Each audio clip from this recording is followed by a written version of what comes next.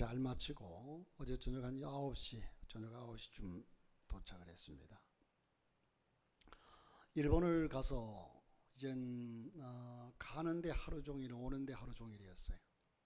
가는 날도 차가 많이 막혀서 집에서 10시쯤 나갔나요? 9시쯤 나갔나 보다. 9시에 나갔네요. 나갔는데 그 목적지에 도착하기를 8시 넘어서, 밤 8시 넘어 도착했으니까.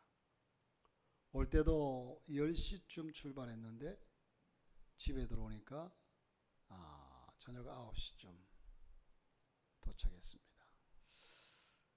그럼에도 불구하고 참 제가 일본을 가서 느낀 것이, 그 일본 땅이라는 곳이 여러분 인구가 약 1억 3천 돼요. 1억 3천. 우리나라는 5천만 정도죠. 그러니까 우리나라의 거의 3배가 되는 인구고, 땅도 우리나라에 비하면 어마어마하게 크죠. 그런데 기독교가, 일본의 기독교가 우리나라의 교회 수가, 개신교, 건전한 교회 수가 한 6만에서 7만 정도의 교회가 됩니다. 어마어마하죠. 우리나라는 동네마다 교회가 없는 데가 없잖아요. 근데 일본은 그 많은 인구와 그 넓은 땅에 약 8천 개 정도 돼요. 교회가 8천 개. 10,000개도 안 되죠. 그러다 보니까 하루 종일 돌아다녀도 교회 하나 찾기가 힘들어요. 여러분들이 시내 가가지고 하루 종일 돌아다녀도 교회 하나 찾기 힘들어요. 이런 상황 속에 있는데 그러니까 인구의 약 0.3% 정도가 예수 믿는 사람들이에요. 그러니까 얼마나 예수 믿는 사람들이 없습니까? 그런데 일본 사람들이 섬기는 신이 얼마나 많냐면 800만 신입니다. 800만 신. 우상을 그렇게 많이 섬긴다는 거죠. 800만 신. 어마어마합니다.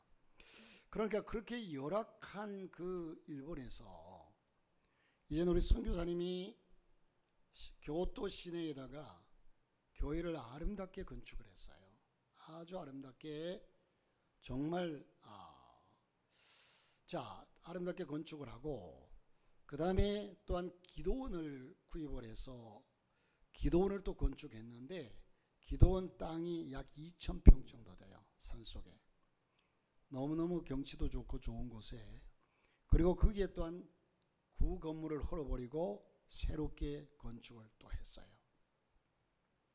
그리고 또 동경에다가 교회를 개척을 해가지고 동경에 교회를 이번에 또 건축했어요.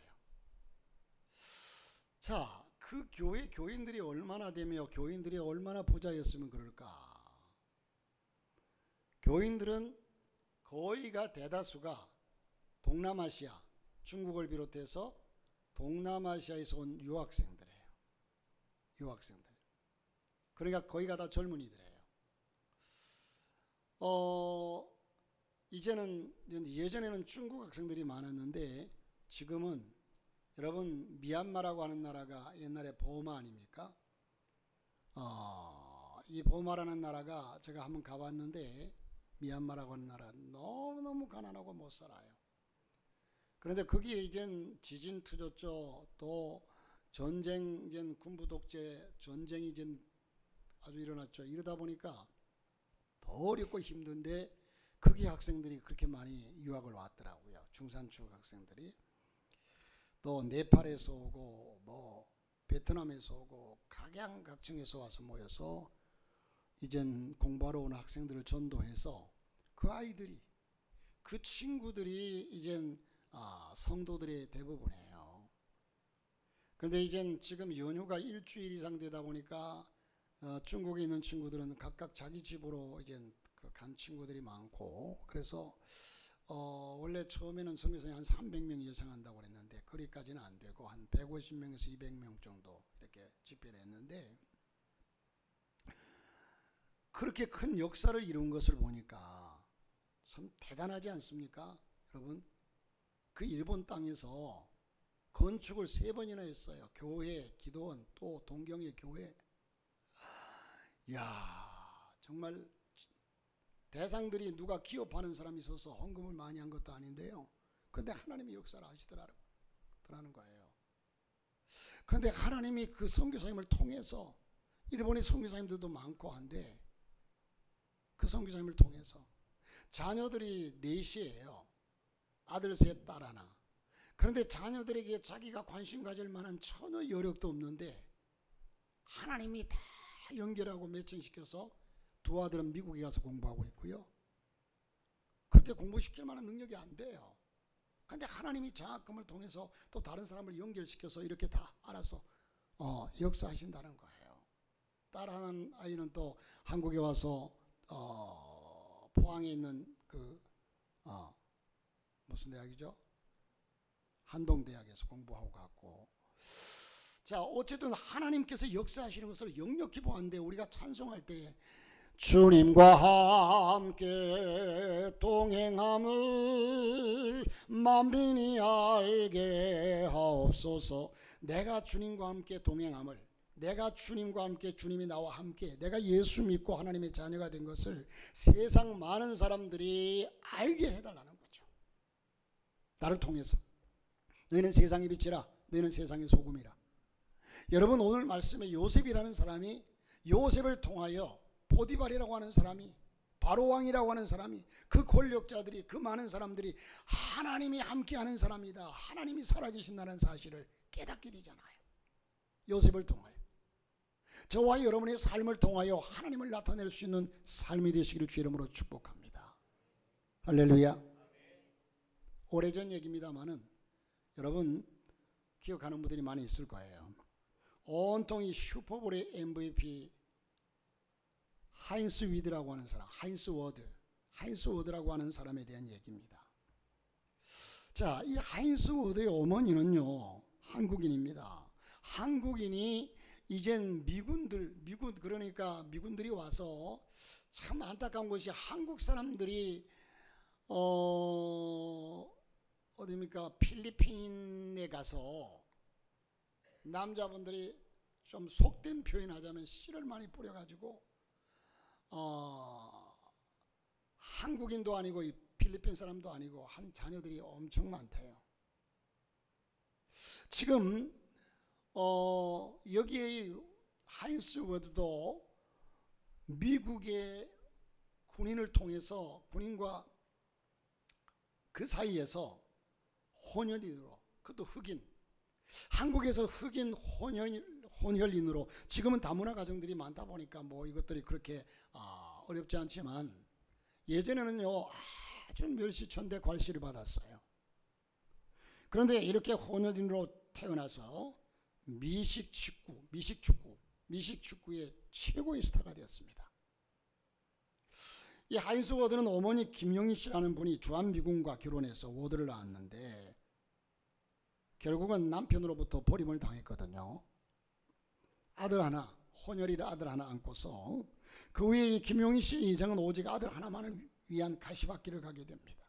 아들 워드는 영어도 못하고 피부 색깔도 자기와 다른 한국인 어머니가 늘 부끄러웠습니다. 그러나 어머니는 아들 뒷바라지를 위해서 하루 3가지 일을 했습니다. 접시 잡고 호텔 청소하고 자파점 계산대에서 악착같이 일을 했습니다. 그것도 시간당 겨우 4달러. 1시간에 그러니까 한 5,000원 정도. 이렇게 받으면서 하루 16시간씩을 일했다고 합니다.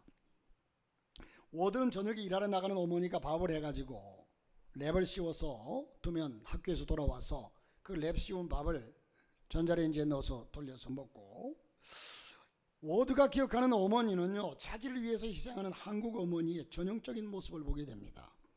어머니는 한 번도 자기 자신을 위해서 돈을 써본 적이 없다고 했습니다. 어머니는 자기 자신을 위해서 써본 적이 없다고 그래요. 세월이 흐르는 동안 이 워드는 어머니가 자기 인생에 있어서 가장 고귀한 분이라는 사실을 뒤늦게 깨달아요. 그전에는 한국 어머니로서 그렇게 부끄러울 수가 없었어요. 그러나 이후에 어머니의 소중함을 깨닫게 되는데, 그래서 이 워드는 놀림을 받아도 그래, 나는 한국인의 피가 섞인 혼연이다. 그게 내 인생이다. 자신에 대한 자부심을 갖습니다. 이중문화인으로서 자기 정체성을 갖게 되었다고 합니다. 지금도 워드의 오른쪽 어깨에는요, 한글로 하인스 워드라고 문신을 새겼다고 합니다. 한글로. 하인스 워드를 울리는 방법은 아주 간단하다고 그래요. 어머니 얘기만 하면 금방 눈물을 쏟는다고 합니다. 자, 우리나라는 여러분 단일 민족이지요. 순혈통주의. 전통을 따라서 혼혈인들에 대한 편견이 과거에는 정말 아주 심했습니다. 게다가 국제결혼한 자매들을요, 흔히 속된 표현으로 과거에는 양공주, 양색시 이렇게 불렀습니다. 얼마나 차별이 심했습니까? 또 아버지가 백인이냐 흑인이냐에 따라서 차별받는 것도 달랐습니다. 백인이면 그래도 달라요. 그런데 흑인이면 너무너무 많은 차별을 당했습니다. 그런데 이 워드는요, 운동선수로서는 치명적인 약점이라 할 육체적인 결함도 큰 결함을 가지고 있었어요. 어린 시절 자전거를 타다가 사고를 당해가지고 왼쪽 무릎에 전방 십자인대를 크게 다친 후에 아예 인대가 사라졌다고, 없어졌다고 합니다. 그때 너무나 가난했기 때문에 돈이 없어서 제대로 치료를 못 받았기 때문에 이런 현상이 온 겁니다. 이처럼 워드는 가난과 혼이라의 소름도 모자라서 육체적인 고통까지 지니고 있었던 겁니다. 한마디로 김용희 씨와 워드는요, 사람들로부터 가장 천대받을 수 있는 악조건 속에 저들은 생활해야만 했습니다. 그러나 이제 아들을 사랑하는 어머니의 뜨거운 모정이 결국 미국에서 최고의 인기를 누리는 스포츠 영웅을 만들어낸 겁니다. 자, 지난주에 하나님은 우리 인생을 역전시키시는 하나님이시다 라는 말씀을 전했는데, 오늘 두 번째 시간, 지난주에는 여러분, 하나님이 높은 에서를 통해서, 에서가 모든 환경과 여건이 그는 성공하고 출세하고 잘 될 수 있는 여건에서 육적인 삶을 살다가 그는 바닥으로 떨어진 사건을 우리는 함께 나누었습니다.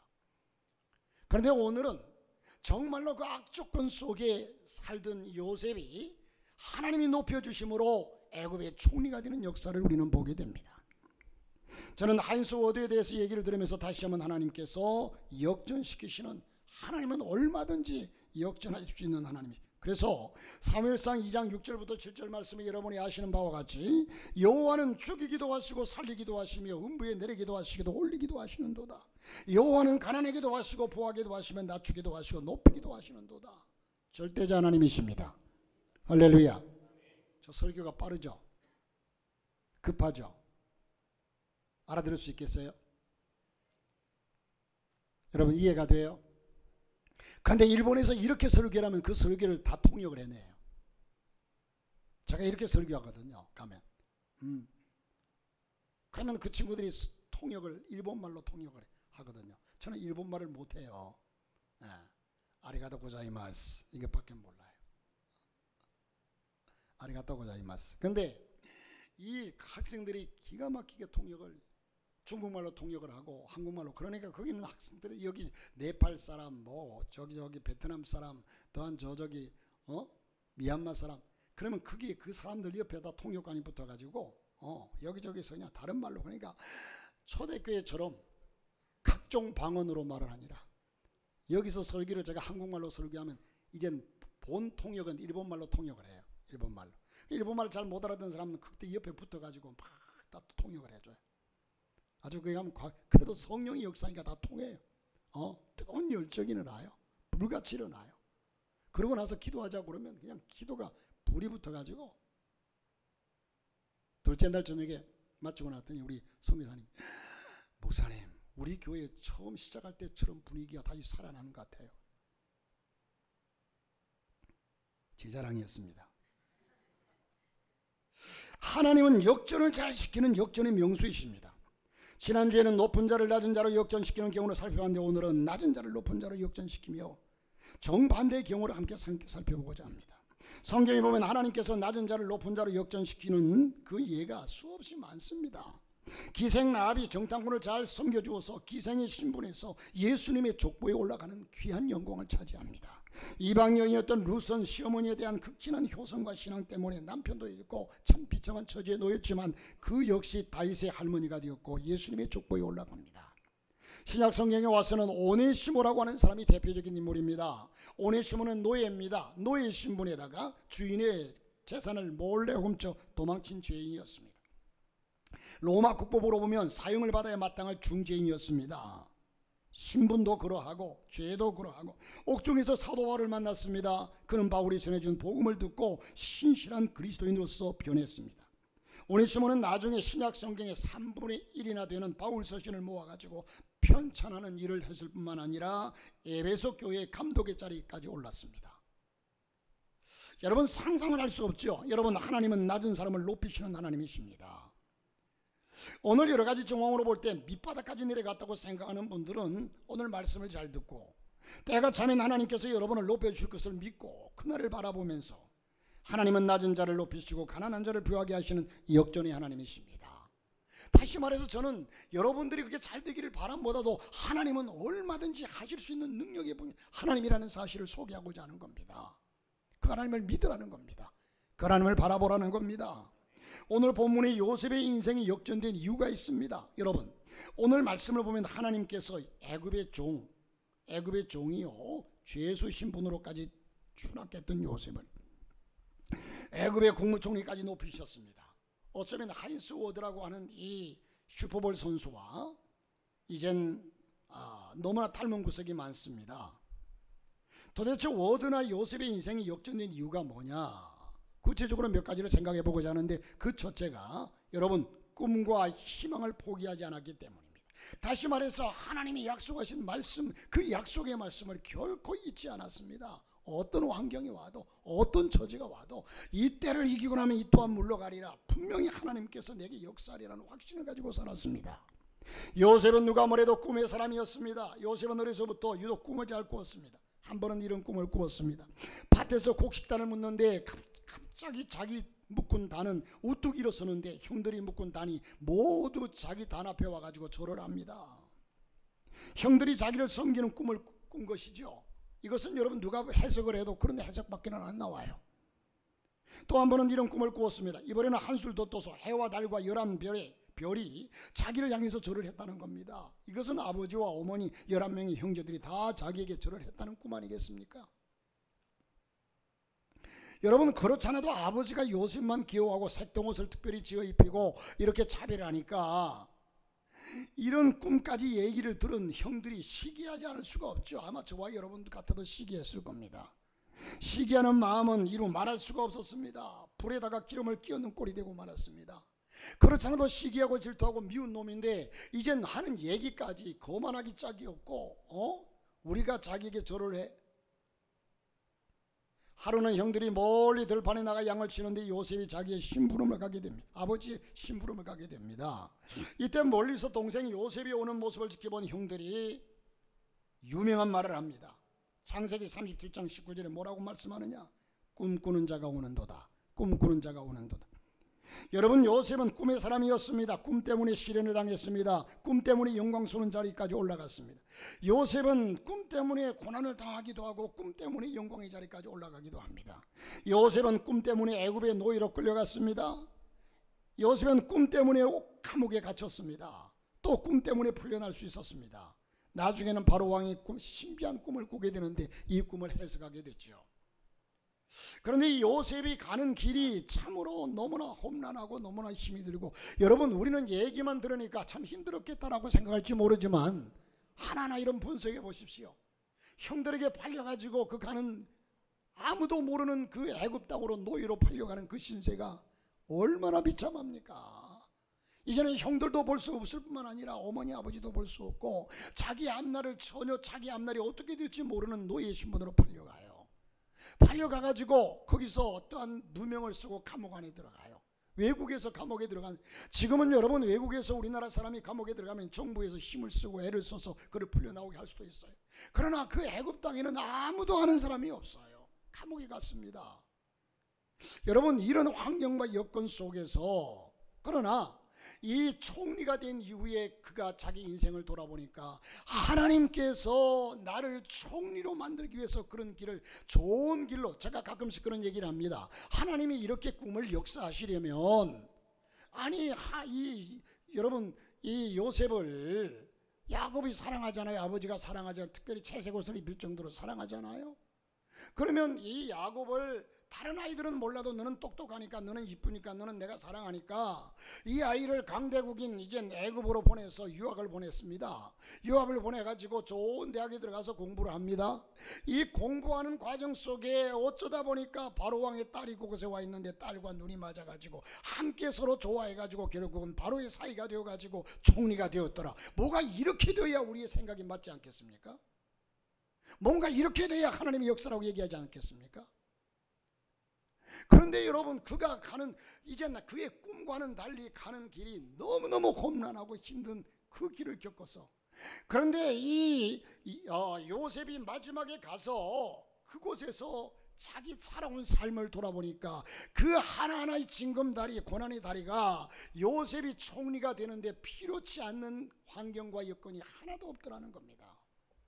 형들이 팔았을 때는 너무너무 참으로 애처롭고 비참하고 비통했지만, 그가 이후에 어쨌든 형들이 팔지 않았으면 그가 애굽으로 무슨 수로 갈 수가 있었겠습니까?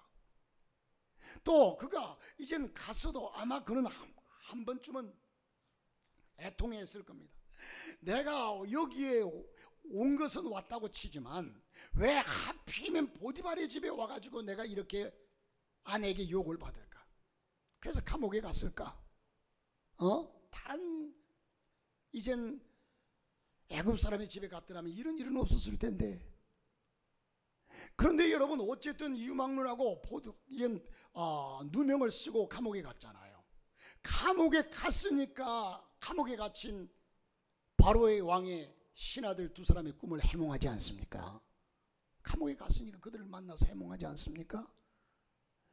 그렇게 되었으니까 그가 바로 왕 앞에까지 갈 수가 있지 않습니까? 모든 것이 하나님이 인도하신 역경의 길이지만, 사랑하는 성도 여러분, 나와 여러분의 삶 속에 고난과 역경이 있다면 그것이 하나님께서 인도하는 징검다리라는 사실을 기억하시기를 바랍니다. 우리로서는 이해할 수가 없죠. 여러분, 오늘 여러분의 형편이 아무리 어렵고 힘들다고 할지라도 꿈을 꾸는 사람들이 승리할 수 있다는 사실을 결코 포기하지 마십시오. 창세기 그 어느 것을 읽어도 요셉이 낙심했다는 말이 없습니다. 불평했다는 말이 없어요. 여러분, 좀 서러움을 당해도 묵묵히 예수님이 그 멸시 천대 사람들이 비웃고 조롱하고 결국은 예수님을 잡아서 십자가에 매달아도 예수님은 변명이 없었어요. 사람이 그러기가 쉽지 않죠. 그래서 유명한 얘기가 있습니다. 독배를 든 소크라테스는 변명했어도 이 청년들을 그냥 요동시킨다 이래가지고 결국은 소크라테스가 독배를 받습니다. 그래서 그는 변명합니다. 그런데 독배를 든 소크라테스는 변명해도 십자가에 달린 예수는 변명하지 않았다. 예수 믿는 사람들은 좀 억울한 일을 당해도 꿋꿋이 참거나 하나님이 갚아주신다는 사실이에요. 내가 그것을 가지고 원수를 갚고 하려고 들면요, 같이 망합니다. 같이 죽어요. 요셉은 그런 참으로 악랄한 처지 속에 있었어도, 여러분, 요셉이 보디발의 아내를 욕한 적이 있습니까? 보디발을 욕한 적이 있습니까? 형제들이 왔을 때, 제가 이번 설교를 그런 설교를 그래서 한번 했어요. 형제들이 왔을 때, 형제들 원수 아닙니까? 형님들 잘 만났어. 내가 여기까지 오기까지 얼마나 고생한 줄 아시오? 당신들 때문에. 당신들이 나를 이렇게 죽이려고 했기 때문에 얼마나 고생한 줄 아시오? 죽을 고비를 몇 번이나 넘겼는 줄 아시오? 그리고 형들을 다 목을 쳐버렸어야 돼. 그런데 그 요셉이 뭐라고 얘기합니까? 형님들 걱정하지 마시오. 이런 일이 올 줄 알고 하나님이 먼저 나를 이렇게 보냈습니다. 당신들이 악을 선으로 바꾸사 뒤집게 한 겁니다. 악을 선으로 바꾸사. 여러분, 이게 우리 신앙의 목표가 돼야 돼요. 우리는 조금은 누구의 상처받으면 그게 그냥 속상해가지고 그러면 여러분, 내가 죽어요. 내가 죽어요. 제가 우리 교단의 여러 가지 일들을 맡으라고 하는데도 안 맡아요. 안 해요. 교단 정치를 안 하려고 그래요. 왜냐면 정치를 하다 보면요, 속상한 일이 많이 생겨요. 어느 편에 서가지고 뭐 이게 이렇다 저렇다 하면 속이 상해가지고 그 나쁜 놈들 뭐 이러. 그러면 여러분, 내가 속이 상하면 내가 지는 거예요. 내가 져요. 그럼 목회도 못해요. 감정 있는 사람이 기도를 여러분, 하나님 저놈을 때려 죽여 주십시오. 그럼 그 기도 하나님 들으시겠습니까? 안 들어요. 그런 마음으로 하나님 저들을 불쌍히 여겨달라고 기도하겠습니까? 안 돼요. 그래서 아예 발을 내딛질 않아요. 누가 뭐 하라고 해도 다음 화요일 날도 무슨 뭐 모임 있다고 회의가 있다고 교단에 왔는데 제가 못 간다고 그랬어요. 사랑하는 성도 여러분, 하나님만 바라보고, 그러므로 이 요셉은 한 번도 불평한 적이 없어요. 그 어려운 처지를 당해도요, 자기를 감옥에 누명을 씌워서 감옥에 집어넣는 그 보디발의 아내를 향해서도 한마디 불평하지 않아요. 하나님만 바라봐요. 하나님이 내 원수를 갚아주실 것이라는 사실을 알고 하나님만 바라봐요. 이게 신앙인의 길이어야 합니다. 이게 믿음이어야 합니다. 자, 이 하인스 워드는요, 제 선수 생활은 하나님의 어머니의 인생과 너무나 비슷합니다. 처음에는 마음대로 안 됐지만 포기하지 않고 꾸준히 노력해서 결국에는 잘 풀렸습니다 라고 고백을 해요. 이 하인스 워드와 이 요셉의 삶이 너무 닮은 구석이 많습니다. 그렇습니다. 꿈과 희망을 간직한 사람들은요, 다시 일어설 수 있습니다. 여러분, 요셉이 품었던 꿈이 어떻게 되었습니까? 결국 다 이루어지지 않았습니까? 여러분, 하나님만을 바라봤어요. 누가 그것을 방해하려고. 요셉이 아마, 여러분 생각해 봅시다. 요셉이 형들에게 팔려갈 때 우리가 상상해 구덩이에 집어넣었어요. 죽이려고. 형님들 나 좀 살려주세요. 나 좀 살려주세요. 애원하지 않았겠어요? 그래, 당신들이 죽으라면 죽어야지 뭐 하고 그냥 늘 떨어져 가지고 밑에 떨어져 가지고 그냥 구덩이에 죽은 채 있었겠어요?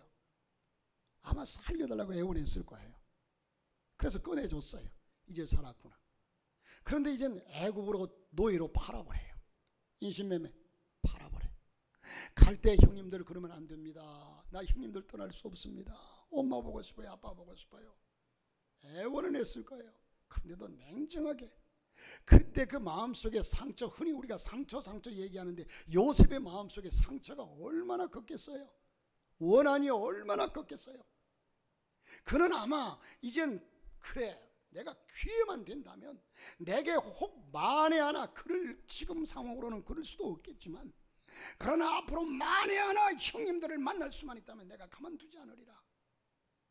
이게 사람의 본능일 거예요. 보디발의 집에 가가지고 그는 열심히 성실하게 일을 했어요.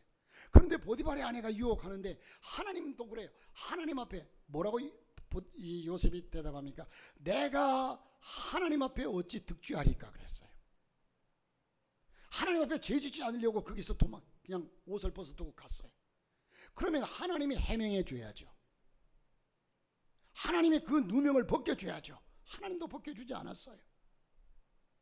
그러면 그가 하나님을 향해서도 하나님, 내가 하나님 앞에 범죄하지 않기 위해서 이렇게 했는데 하나님은 그때 뭘 보고 계셨습니까? 보셨습니까? 안 보셨습니까? 전능하시다고 하는 하나님이. 또 이젠 보디발의 아내를 향해서 당신이 나를 그렇게 유혹을 해놓고 죄를 나한테 뒤집어 씌워 힘이 없으니까 빽이 없으니까 그럴 수밖에 없죠. 얼마나 이를 갈면서 내가 너를 가만두지 않으리라. 감옥에 간다고 해서 땅굴을 파서라도 나와가지고 너를 나는 죽이고 말리라. 이게 인간의 본능 아니겠어요? 그러나 요셉은 한 번도 자기의 앞길을 막고 자기를 괴롭히고 험난한 곳으로 몰아치는 저들을 향해서 원망하나 불평하지. 왜? 하나님만 바라봐요. 주만 바라볼지라. 할렐루야. 그랬더니 하나님께서 갚아주시고 하나님께서 역사하시고 하나님이 인도하시고. 이게 이러기가 참 쉽지 않지만 그러나 이런 신앙을 가지고 나가기를 힘쓰시기를 주의 이름으로 축복합니다. 할렐루야. 여러분, 두 번째는 언제 어느 곳에서나 신실하고 성실한 사람이 요셉이었어요. 신실했어요. 성실했어요. 요셉의 인생이 역전된 두 번째 비결이 바로 타고난 성실성, 진실입니다. 요셉은 가는 곳마다 진실하고 충성된 마음으로 일했기 때문에 신임을 받았습니다. 요셉이 애굽의 노예로 팔려가서 제일 먼저 들어간 곳이 보디발 장군의 집이죠. 이 집에서 얼마나 성실하게 일을 했는지 보디발도 자기의 먹는 식료 외에는 전혀 간섭하지 않고 다 맡겨버렸어요. 자기 집의 노예에게 얼마나 신실했으면, 얼마나 믿을만 했으면 다 맡겨버렸어요. 자, 요셉은 진실한 사람이었기 때문에 보디발 장군 아내의 유혹도 물리쳤습니다. 그래서 애꿎은 누명을 쓴 채 감옥에 가는 신세가 되었지만 성실성은 변하지 않았어요.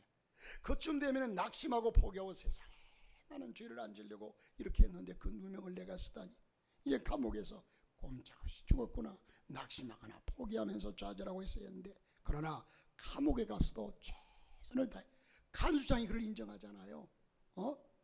간수장이 그를 인정합니다. 100% 요셉을 신임합니다. 감옥 안에서 일어나는 모든 일을 요셉에게 맡겨버립니다. 요셉에게 맡겨. 이번에도 간수장은 요셉에게 모든 일을 맡기고 아무 간수도 하지 않습니다. 그 진실과 충성스러운 사람, 그것을 신뢰하기 때문에 여러분, 저와 여러분이 세상에 살아가면서 세상 사람들에게나 주위 사람들에게 이만 신뢰를 받을 수 있는 사람 되시기를 주의 이름으로 축복합니다. 예수 믿는 사람은 빛과 소금이 뭡니까? 신뢰를 받을 수 있어야 돼요. 조금만 뭐라 그러면 풀고 조금만 이러면 이러고, 이게 아니라 묵묵히 하나님만을 바라보고 하나님께서 내 모든 원한을 풀어주시리라. 하나님만을 바라보고 나중에 바로 왕궁의 궁전에 몰려나가서 꿈을 해몽한 다음에도 마찬가지입니다. 그의 진실성과 성실성은 한결같습니다. 오늘 본문 말씀이 바로 요셉의 왕의 꿈을 풀어준 다음에 바로 왕과 신하들이 어떤 반응을 보였습니까? 자, 요셉이 바로 왕의 꿈을 해몽한 다음에 장차 다가올 7년 흉년을 대책을 제시합니다. 앞으로 지금 왕이 꾼 꿈은 앞으로 7년 동안 풍년이 와서 풍족하겠지만 그 이후로는 흉년이 와가지고 이젠 아무것도 거둘 수 없을 거라고 얘기해요. 여러분, 이 얘기를 왕 앞에서 얘기할 때 왕이 그 말에 대한 신뢰성이 뭐가 있으며, 그 또 신하들도 아니 저 노예 신분으로 저 감옥에 가 있던 놈의 얘기를 어떻게 믿습니까? 왕이요, 그 얘기 듣지 마시옵소서.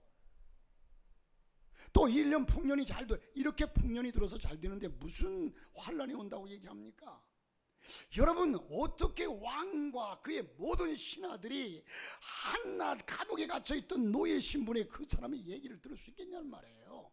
그 속에는 하나님이 역사하셨다는 사실이 분명히 나타나고 저가 요셉이 얼마나 신실했느냐를 우리는 엿보게 됩니다. 할렐루야. 다 신뢰하고 옳게 여겼다는 거죠. 그래서 요셉은 마침내 애굽의 총리가 됩니다. 오늘 39절 40절에 보면 요셉에게 이르되 하나님이 이 모든 것을 내게 보이셨으니 너와 같이 명철하고 지혜 있는 자가 없도다. 너는 내 집을 치리하라. 내 백성이 다 내 명을 복종하리니 나는 너보다 높음이 보좌뿐이니라. 내가 앉은 이 자리, 이 왕좌, 이 자리 외에 이것 외에는 내가 나보다 낮음이 없고 나와 동일한 존재다. 바로 왕이 요셉의 지혜인 인품에 반해서 나라 안의 모든 일을 요셉에게 맡겼다는 겁니다. 국사. 여러분, 박근혜 대통령이 국정농단 했다고 해가지고 감옥을 가고 국가의 일을 살아온 사람과 의논하고 이렇게 국정농단. 그런데 여기에 여러분, 이 바로 왕은요, 그 하찮은 존재에게 국사를 다 맡겨버렸어요.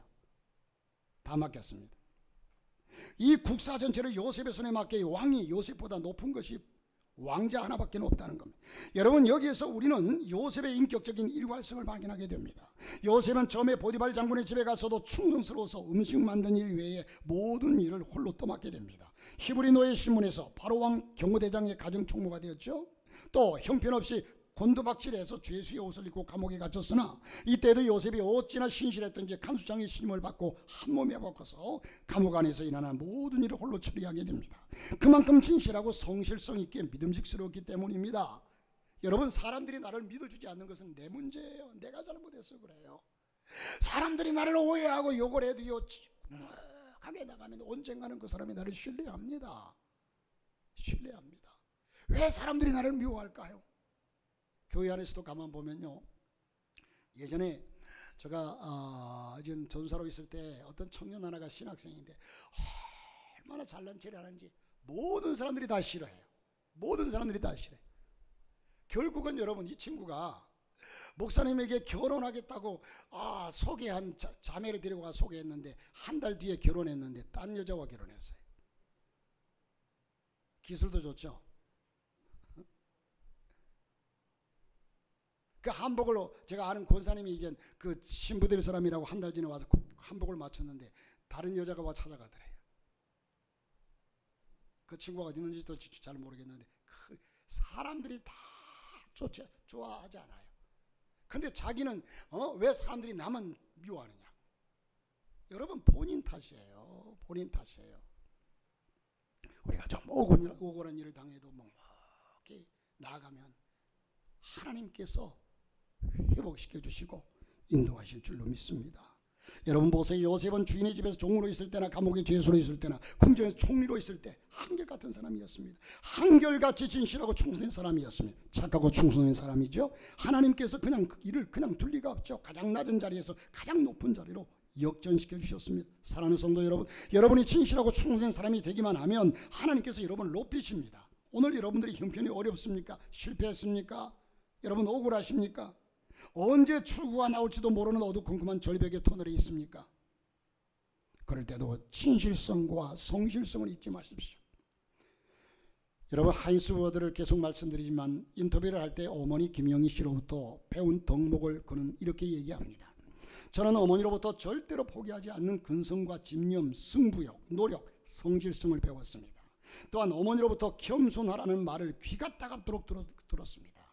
그래서 워드는 MVP가 된 다음에도 모든 공력을 자기의 코치와 동료들에게 돌렸습니다.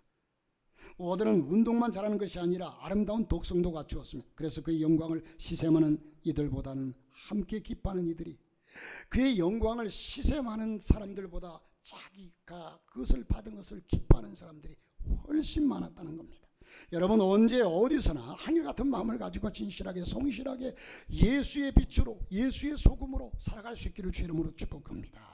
마지막 하나님이 함께 하셨기 때문이죠. 두말할 것도 없어요. 요셉의 얘기를 보면 유난히 하나님께서 함께 하셨다는 말씀이 많이 나옵니다. 요셉은 사랑하는 부모 형제의 품을 떠나 객지를 떠드는 노예 신세로 전락했습니다. 그러나 그런 하나님을 의지하는 믿음 하나만큼은 저버리지 않았습니다. 항상 좋으신 하나님께서 자기의 인생을 주장하실 뿐만 아니라 가장 좋은 길로 인도하시라는 확신, 하나님이 내 원수도 갚아주실 것이라는 확신, 내가 갚으려고 내가 하려고 하지 않고 하나님께 맡기고 하나님의 섭리와 인도가 있을 줄 믿고 그 하나님의 섭리와 인도만을 따라서 묵묵히 나갑니다.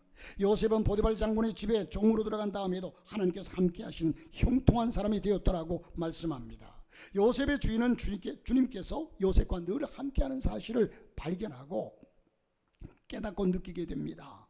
그가 요셉에게 자기 집과 그 모든 소유물을 주관하게 한 때부터 여호와께서 요셉을 위하여 그 애굽 사람의 집에 복을 내리심으로 여호와의 복이 그의 집과 밭에 있는 모든 소유에 미친지라. 할렐루야. 요셉은 하나님이 함께 하시는 사람이기 때문에 어느 곳에 가든지 하나님께서 돌아보아 주셨습니다. 세상 사람들이 이것을 두 눈으로 세상 사람들이 인정하는 거죠. 세상 사람들이 그렇지 않습니까? 내가 아무리 하나님이 살아계신다 떠드는 것이 아니라 세상 사람들이 저 요셉과 하나님이 함께 하시는구나, 이것을 인정하고 있다는 겁니다. 인정하고 있습니다. 감옥에 죄수로 갇힌 다음에도 마찬가지입니다. 요셉이 감옥에 갇혔으나 주님께서 그와 함께 하시며 돌보아 주시고 그를 한결같이 사랑하셔서, 왜 요셉이 우리는 하나님이 우리와 함께 하실 수 있는 틈을 주지 않아요. 그러니까 하나님이 역사하지 않습니다. 그런데 요셉은 하나님께 모두를 맡깁니다. 나의 원수를 갚는 것도, 내가 나아갈 길도. 전옥은 그의 손에 맡긴 것을 무엇이든지 돌아보지 아니하였으니 이는 여호와께서 요셉과 함께 하심이라. 여호와께서 그의 범사에 형통케 하셨더라. 자, 요셉이 바로 왕의 궁전에 들어간 다음에도 마찬가지입니다. 38절에 이렇게 말씀합니다. 바로가 그 신하들에게 이르되 이와 같이 하나님의 신에 감동한 사람을 우리가 어찌 얻을 수 있으리요. 바로 왕도 하나님의 영이 요셉과 함께 하신다는 사실을 알았다는 겁니다. 이와 같이 요셉은 낮은 곳에 있든 높은 곳에 있든 자유인이든 죄수이든 항상 하나님과 동행하는 삶을 살았습니다. 여러분, 하나님과 동행하는 사람은 하나님께 도와주십니다. 아무리 밑바닥으로 추락해도 하나님과 동행하며 하나님과 함께하는 사람은 하나님이 역사하십니다. 여러분, 우리의 진심으로 하나님을 사랑하고, 그러므로 저와 여러분이 이런 목적을 가지고 하나님 앞에 잘 보여가지고 하나님의 복 받겠다, 놀부심보예요. 제가 가끔씩 얘기하지만 놀부처럼 살지 말고 흥부처럼 살라는 거예요. 여러분, 내가 뭔가 복 받겠다는 전제를 가지고 하나님께 알랑방구를 끼는 그런 신앙이 아니라 하나님의 말씀을 따라서 이제 내 삶이야 어찌 되든 간에 너희는 먼저 그의 나라와 그의 일을 구하라 그리하면 이 모든 걸 채워주시리라. 하나님의 말씀만을 믿고 묵묵히 나가면 하나님이 다 정리해 주시고 원수를 갚아주시고 내 길을 인도하시고 역사하신다는 사실이에요. 우리는 본질적으로 그리스도인으로서 그렇게 살아가자는 얘기예요. 그러면 하나님께서 살아는 자여 내 영혼이 잘된 같이 내가 범사에 잘되고 강건하길 내가 간구한다 말씀하고 있습니다. 내 삶이 어떻든 간에 하나님께 맡겨버리십시오. 그렇게 하나님 말씀하시는 대로 내가 손해를 봐도 억울한 일을 당해도 묵묵히 하나님만을 바라보고 나가십시오. 하나님께서 살아계십니다. 지금도 살아계시고 역사하시고 요셉과 함께했던 하나님께서 저와 여러분에게 함께하심으로 우리의 삶이 하나님 앞에서 놀라운 역사로 역전될 줄로 믿습니다.